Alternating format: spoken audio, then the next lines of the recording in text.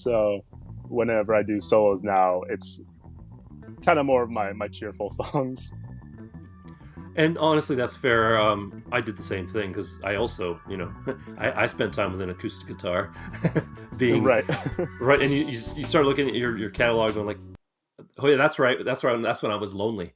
Right. Yeah. Exactly.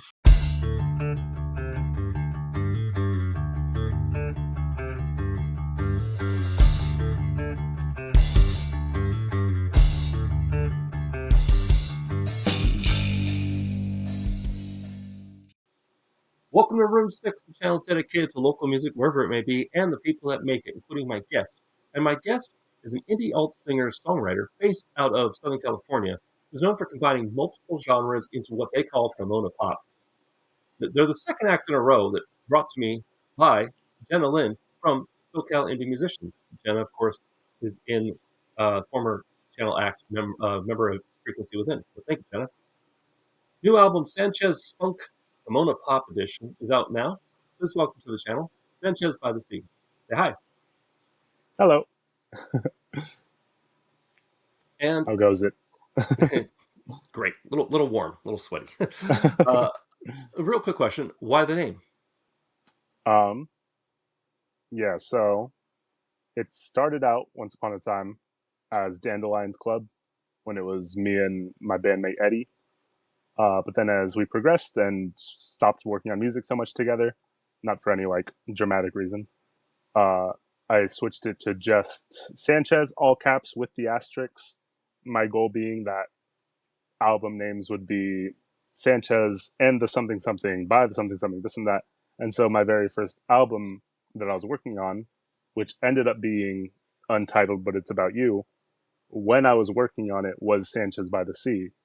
But I think halfway through the process, I was like, honestly, I would rather just have that as my band name forever, right?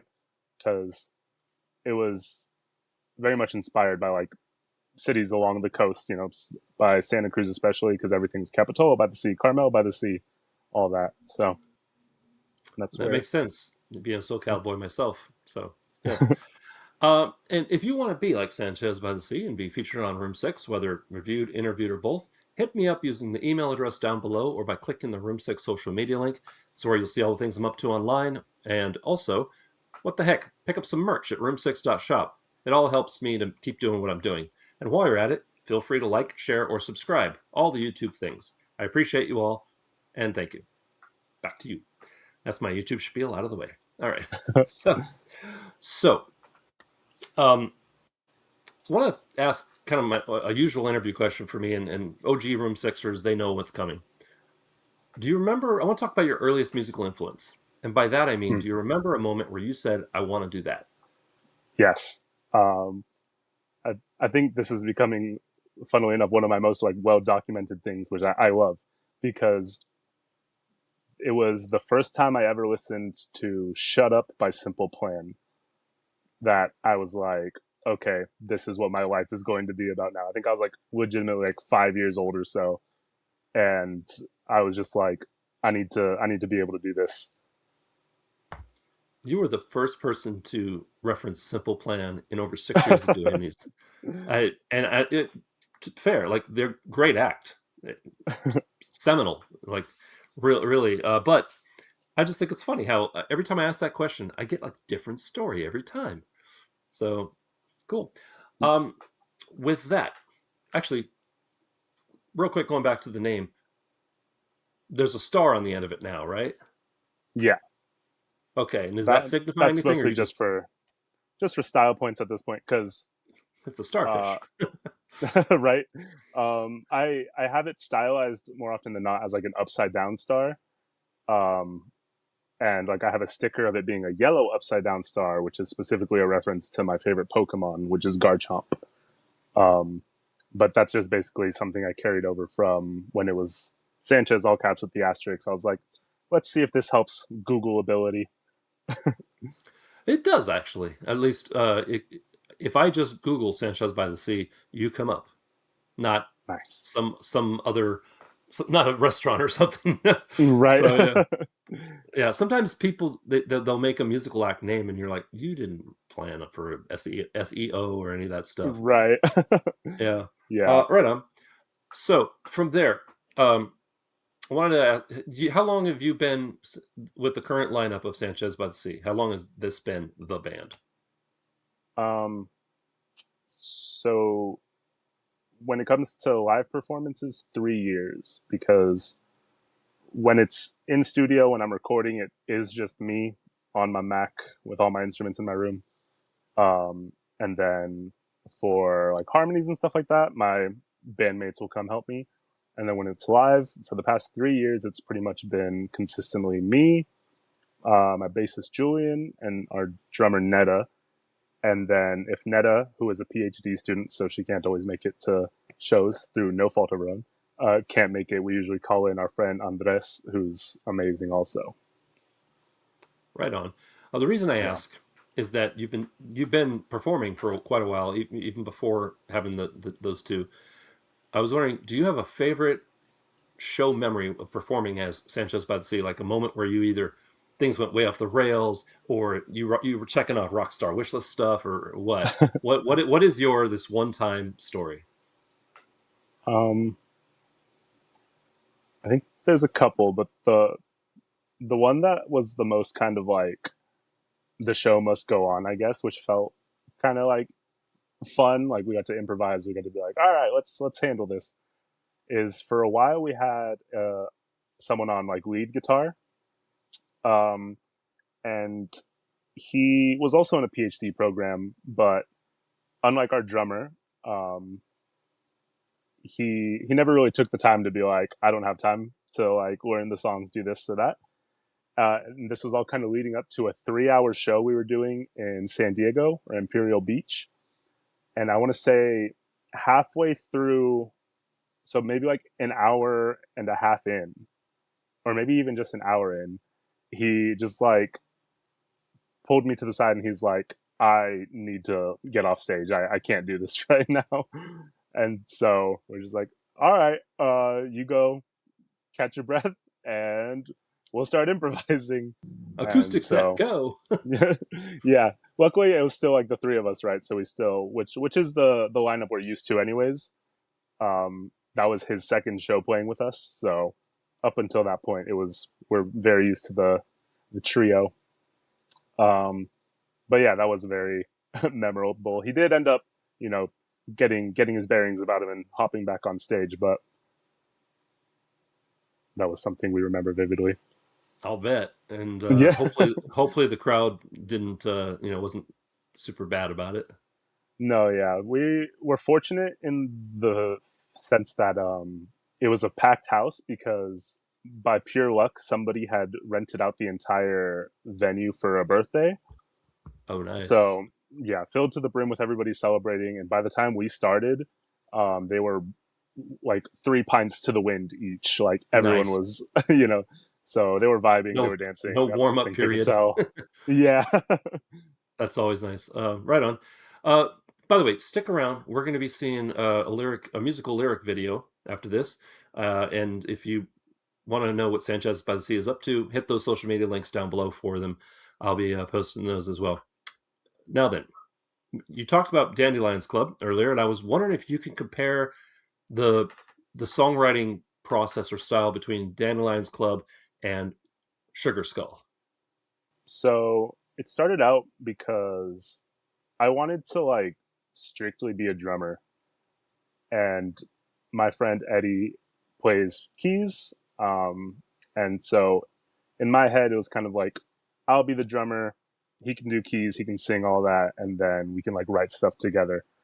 Um, but the only downside to that was like he wasn't feeling it like I was, and that's not even to say like a knock on him.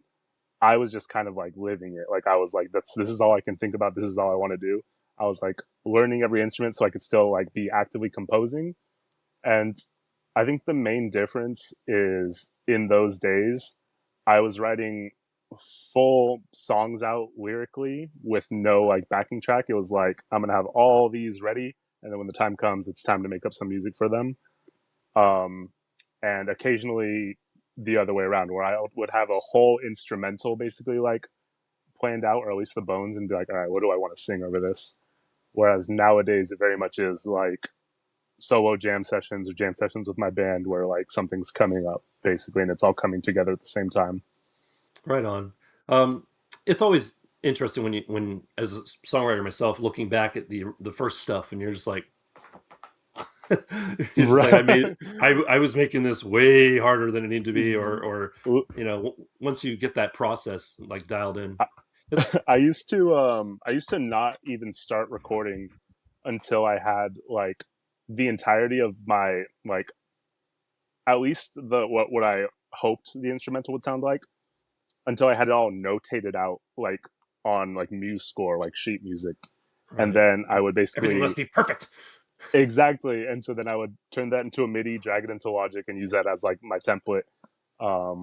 Whereas nowadays I like couldn't imagine doing that anymore, because I'm just like, I'll memorize it, it's fine. Yeah, So I've actually yeah. done a couple albums, and um, the second one I didn't I was not I didn't do the engineering, and I did not play the drum set, but I played everything else on it. And the guy who played the drum set was actually a former bass player, which is funny.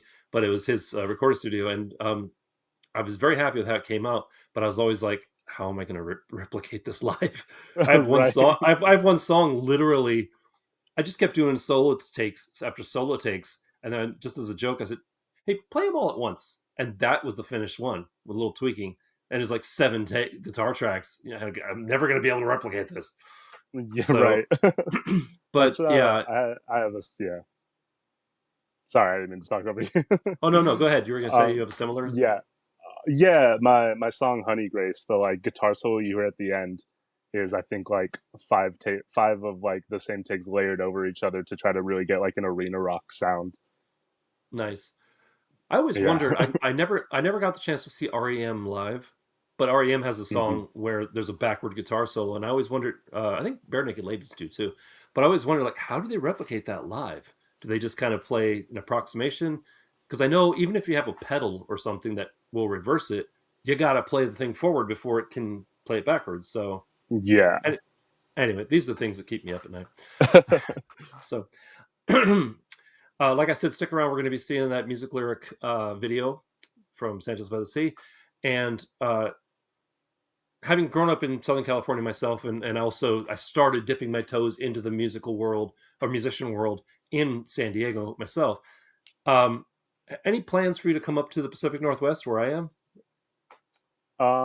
I was just in Portland in Oh, man, where I March. live. Uh, yeah, I did a show at Firkin Tavern. Big ups. Yeah, that's Um, literally. I had another act. That friends of the channel from Las Vegas, they hit me up. They were coming to town, and they played at the Firkin Tavern, so I know right where you nice. were. Yeah, cause I was planning to visit anyways with my partner. We're scouting because we're thinking about moving to Portland. Um, and so I was like, well, might as well get some work done while I'm there.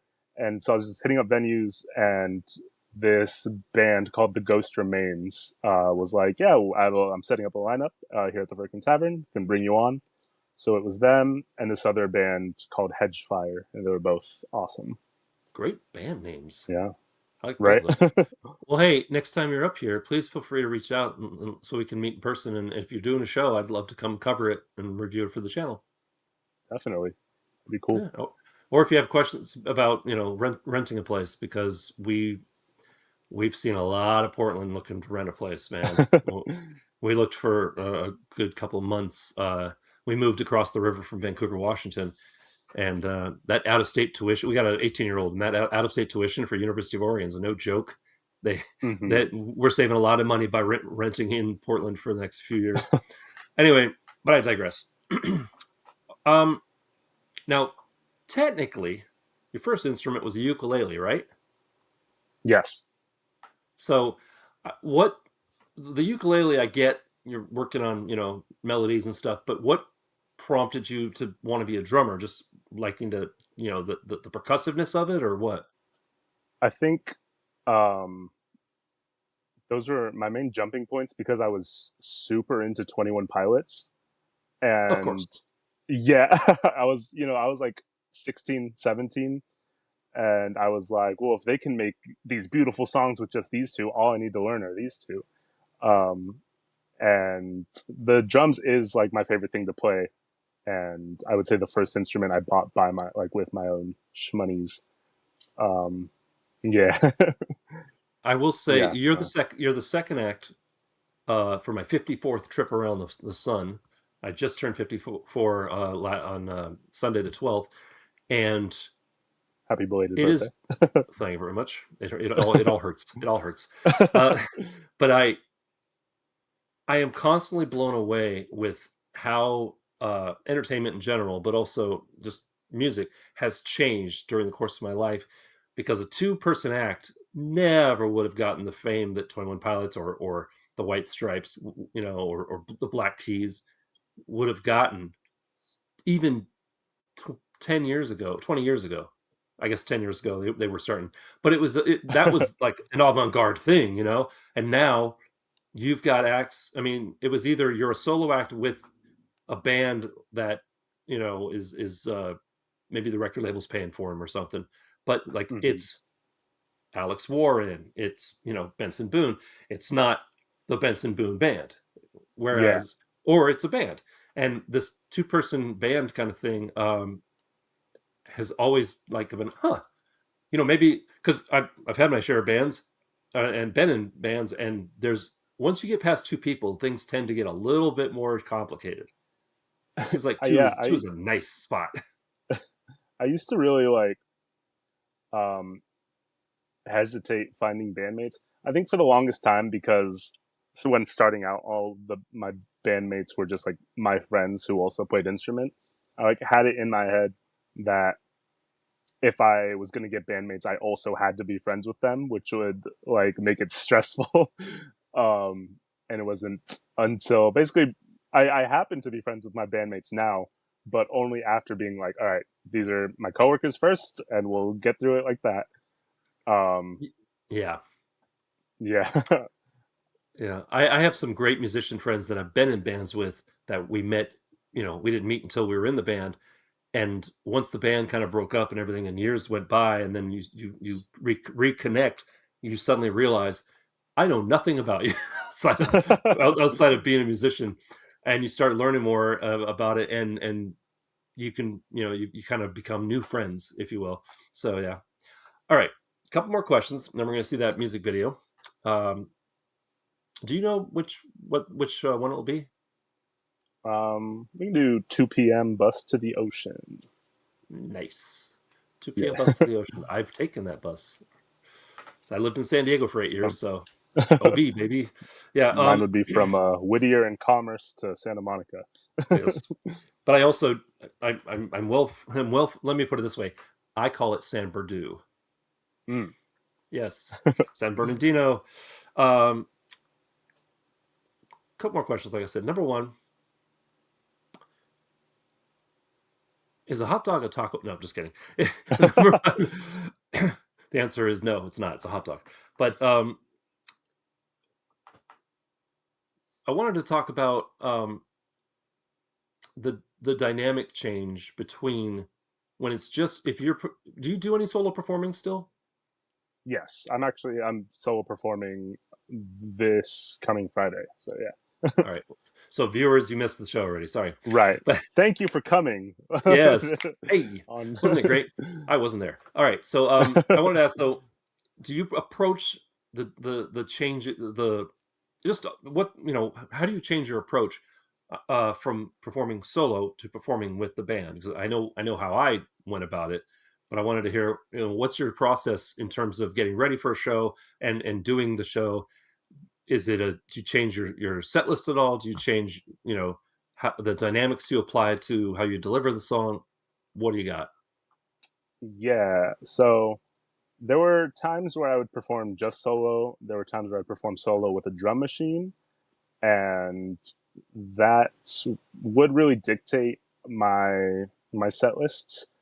Um, when I play with a full band, I'm more willing to play any song, but especially the more uh, the ones with heavier subject matter, because more often than not, my instrumentals kind of like are danceable. I'd like to think to it all. But I've learned that those same songs acoustically, specifically back to back, make kind of a bummer of a show. Just even if like people enjoy it, to me, I'm always in my head of like, geez, like maybe I should lighten up a little bit.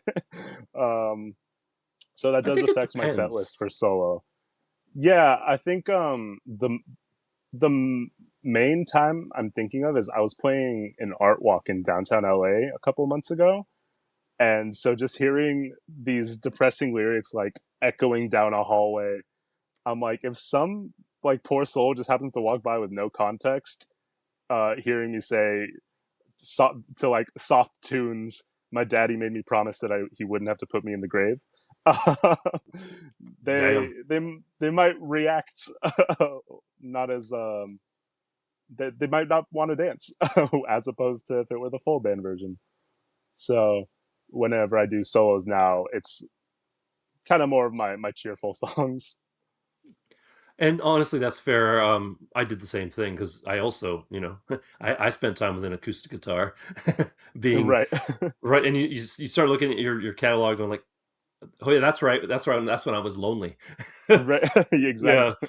Um, I was just wondering because some musicians they'll say I don't change it.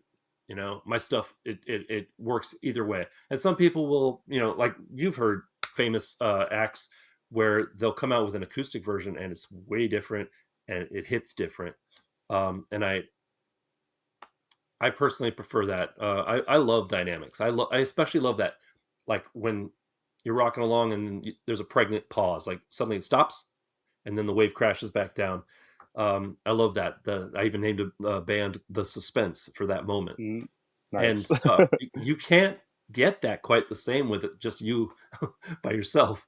It Yeah. really is hard because it's just you. There's nothing else going on the stage. So right on. Well, last question. You made it. Yay.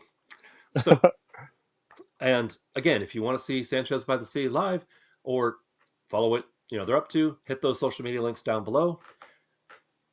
I want to circle back to that earliest musical influence question. Okay. We're going to jump in a time machine and go back to when you said, I want to do that. And what is one thing that you wish you could tell that kid, hey, you're going to need to know this? um And don't say change your strings. no. I think I remember vividly. I honestly probably would go back and tell them to ask for a ukulele, like, and because I remember asking for a guitar when I was that age for that reason, and just like struggling to learn it and like giving up on it until I was 18. So I'd probably go back and be like, ask your parents for a ukulele; it'll be easier. Nice. Or Yeah, maybe or maybe a keyboard shaped like a cat's head. yeah. Oh yeah, yeah. Yeah, we're not going to talk about that, but right on. Well, Listen to Simon Ashbury. yeah. Thank you very much for being on the channel. Thank you for watching. And I really do hope that you will check out Sanchez by the Sea. I took a listen to the new album, Sanchez Funk from the Pop Edition, and it's good stuff. It's definitely danceable, but it's also vibe. Like, just, I don't take this wrong. I could see myself cleaning house to it. Nice. You know what I mean? No, that's good. So, That's yeah. But with that, stick around. We're going to see the music lyric video for, what was it again? 2 p.m. bus 2 to the p.m. shore, bus to the ocean. to the ocean. Yes. And then we'll catch you in the outro. In the meantime, we'll see you in a minute.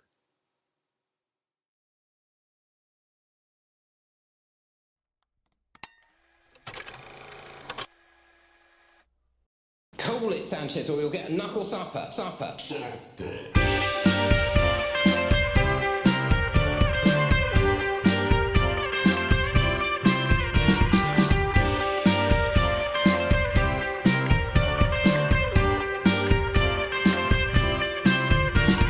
Wake up on a pile of sugar in a house that isn't mine.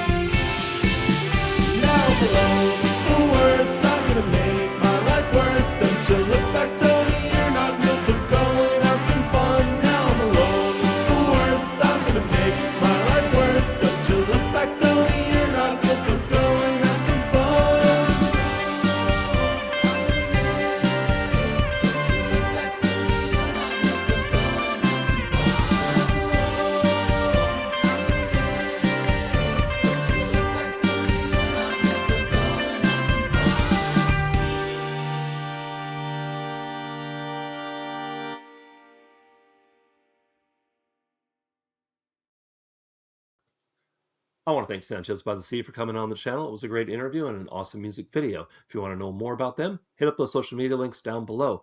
In the meantime, if you want to see more videos like this, click up here. If you want to subscribe, click over there.